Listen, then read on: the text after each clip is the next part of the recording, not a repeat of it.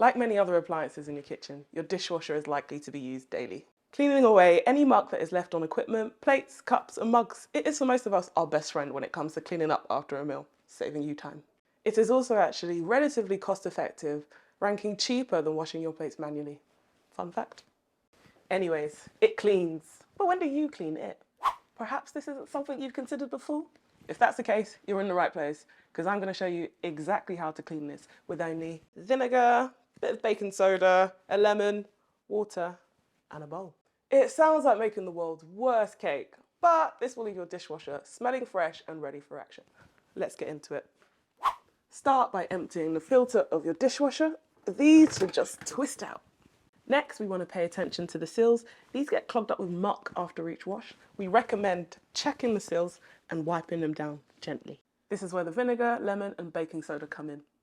Rinse a cloth in the pre-made solution with 50% vinegar, 30% water, and 20% lemon juice. Then wipe around the seal. Be sure to leave it as clean as possible. And now we've done that, we want to make up a second solution of vinegar, water, and lemon juice. Here's one I made earlier. And place it in a bowl that's dishwasher friendly. And then finally, give your filter a quick wash of soap and water and place it back in. Place the bowl, when full, on the top shelf of the dishwasher. Close that up, run it on a hot cycle. That's going to help break down a lot of the grease, and we'll come back to that later. Now that's done, all we need to do is remove the bowl and plates and add the baking soda to the base of the dishwasher. Add the baking soda to the base of the dishwasher. You don't need to rinse it, but if you feel you want to, then go for it. And it's as easy as that. Remember to keep up with cleaning the appliance, and if you're ever in need of an update, then check out our website. We'll drop the link below.